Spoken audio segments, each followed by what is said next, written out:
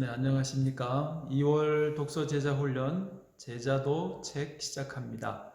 먼저 저자인 존 스토트 목사님을 잠깐만 소개하면 이분은 20세기 복음주의 기독교의 지도자였고요. 또 최고의 설교가 중에 한 명이었고요. 또 그분의 삶이 그 표지 사진에서 보신 것처럼 아주 소탈한 인간적인 면모를 가지셨기 때문에 그분의 가르침과 삶이 일치된 모습을 보여서 세계의 많은 분들이 존경하고 따랐던 분입니다. 이분이 90세까지 사셨는데 160여억 원의 책을 썼습니다.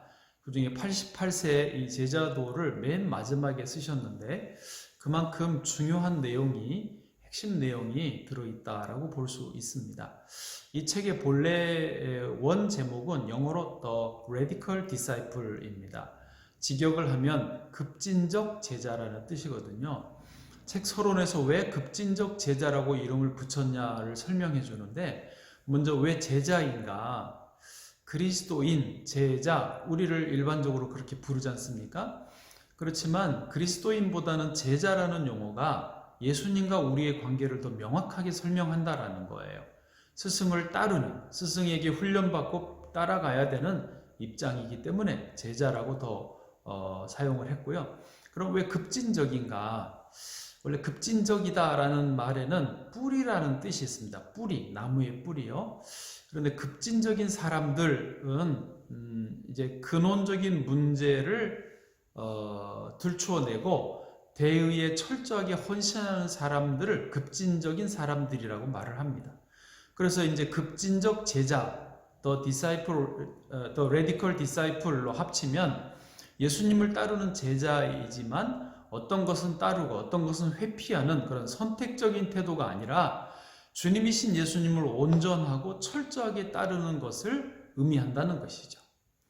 이 책은 그런 급진적 제자도를 위해서 진지하게 고민할 가치가 있는 8가지 특성을 생각해 보자는 것입니다. 오늘은 제1장 불순응입니다. 교회는 세상으로부터 도피하려고 해서도 안 되고 세상에 순응하려 해서도 안 된다는 것입니다. 앞에 것을 도피주의, 뒤에 것을 순응주의라고 부르는데 어쨌든 이런 이중적 책임이 성경 전체의 중요한 메시지라는 것입니다.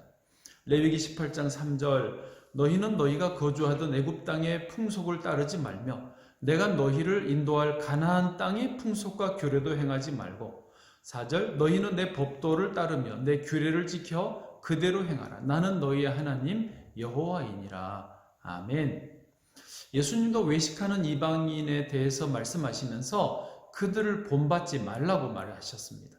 사도 바울 역시 로마서 12장 2절에 너희는 이 세대를 본받지 말고 오직 마음을 새롭게 함으로 변화를 받아라고 하였습니다. 그러므로 급진적 제자로 살아가려면 이 세상을 피하지 않으면서도 세상 문화에 순응하지도 않고 그 대신 세상 속에서 기독교적 문화를 발전시켜야 한다는 것이 여기 1장 불순응에서의 핵심입니다. 그렇다면 우리를 삼키려 하는, 그래서 우리가 맞서야 하는 현 세대의 풍조는 무엇이 있을까요? 여기서는 4가지로 설명을 하는데요. 첫 번째는 다원주의입니다. 다원주의에서 주장하기로 모든 주의에는 다 나름의 타당성이 있고 존중해야 되기 때문에 기독교만이 최종적이고 유일하다라는 주장은 오만이다라고 말을 한다는 것이죠. 아마 여러분 주위에도 이런 식으로 말하는 분들이 제법 있으실 거예요. 다원주의 입장입니다.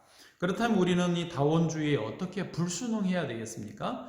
우리는 겸손해야 되고 우월감을 갖지는 않아야 하지만 그럼에도 예수 그리스도의 유일성, 최종성은 분명하게 주장해야 됩니다.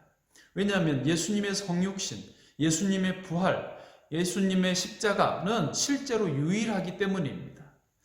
예수님 외에 그처럼 죄인을 구원할 자격을 갖춘 분은 아무도 없기 때문입니다. 그래서 위대한 알렉산더, 위대한 나폴레옹이라고 말을 하지만 위대한 예수라고는 안 합니다. 오히려 유일하신 주님이라고 부르지요. 예수님에게는 그만큼 경쟁자도 없고 후계자도 없는 것입니다. 둘째로는 물질주의입니다. 하나님은 분명 물질의 세계를 창조하셨고 우리에게 그것을 누리도록 하셨습니다. 그래서 그리스도인들이라고 물질 자체를 무시하지는 않습니다. 우리가 착각하면 안 돼요. 그러나 물질주의는 문제입니다. 물질주의란 물질적인 것들에 사로잡혀 있는 상태입니다. 그래서 영적인 우리의 삶이 질식당하는 상황이 되는 거죠. 그러면 물질주의에 대해 어떻게 불순응해야 되겠습니까? 사도 바울은 자기의 삶으로 방안을 제시해 줍니다. 디모데전서 6장 6절, 자족하는 마음이 있으면 경건은 큰 이익이 되느니라. 아멘. 바울은 어떤 형편에서도 자족할 줄 알게 된 자신의 경험을 말하면서 세상 물질주의 따라가지 말고 우리도 검소하고 관대하고 자족하는 생활 방식을 익히라고 권면합니다. 욥이 모태에서 알몸으로 나왔으니 또한 알몸이 그리로 돌아갈 것이라고 고백했지 않습니까? 그처럼 우리도 세상에 아무것도 가지고 온 것이 없으므로 또 아무것도 가지고 돌아가지 못합니다. 그래서 이 땅에서의 삶은요, 그 알몸과 알몸, 두 알몸이 만나는 그 사이에 짧은 여행입니다. 그러므로 짐을 가볍게 하고 여행하는 것이 지혜로운 것이라고 말을 합니다. 셋째는 윤리적 상대주의인데요. 서구 사회가 우리보다 먼저 도덕적 기준들이 흔들리면서 사람들이 많이 혼란스러워했습니다. 이런 상대주의가 가장 분명하게 나타난 영역이 성윤리 영역이었습니다. 심지어 서구의 교회에서조차도 결혼 관계에서 이런 혼전 동거를 묵인하고 또 이성이 아닌 동성혼을 합법적 대안으로 장려하기까지 하였습니다.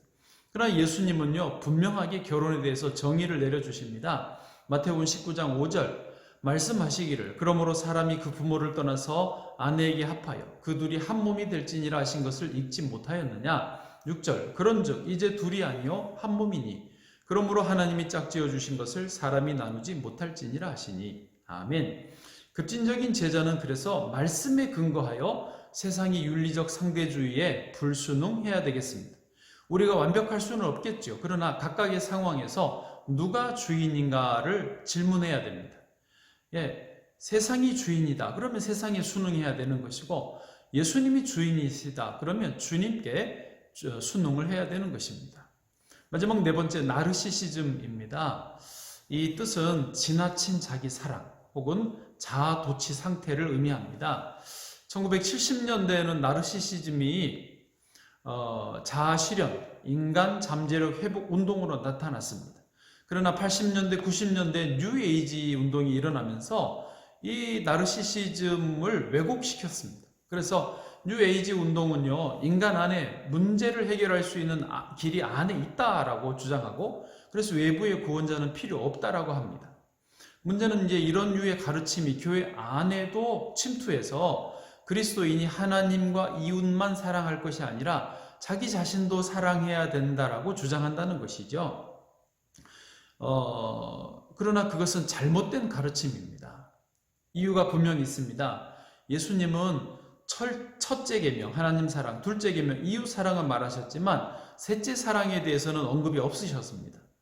또 하나는 자기를 사랑하는 이것은 말세에 나타날 징조라고 성경이 말합니다. 디모데후서 3장 1절 너는 이것을 알라 말세에 고통하는 때가 이르러 2절 사람들이 자기를 사랑하며 돈을 사랑하며 자랑하며 교만하며. 또 하나는 성경의 아가페 사랑은요, 다른 사람을 위해 자기를 희생하는 것이지 자기를 위해 자기를 희생하는 것이 아닙니다. 또 말도 안 맞습니다. 자기를 위해 어떻게 자기를 희생할 수 있습니까? 말이 안 됩니다. 그래서 급진적 제자는 이런 나르시시즘에 불순응해야 됩니다. 근데 이제 이 네 가지 세상의 풍조를 정리를 해보면 다원주의에 맞서서 우리는 예수 그리스도의 유일성을 옹호하는 진리의 공동체가 되어야 됩니다. 또 물질주의에 맞서서 우리는 검소한 순례자의 공동체가 되어야 합니다. 세 번째, 윤리적 상대주의에 맞서서 우리는 순종의 공동체가 되어야 합니다. 나르시시즘의 도전에 맞서서 우리는 사랑의 공동체가 되어야 합니다. 하나님께서는 우리에게 그저 세상의 풍조를 소극적으로 피하라고만 하지 않으셨고 적극적으로 대처하라고 말씀하셨습니다. 그 중에 하나가 불순응이죠. 이제 우리가 하나님의 아들 예수님의 형상을 닮아가야지 이 일을 감당할 수 있습니다. 그래서 다음 장의 주제가 닮음입니다. 오늘도 질문으로 마치겠습니다. 나는 세상에 순응하는 제자입니까? 아니면 주님께 순응하는 제자입니까? 감사합니다.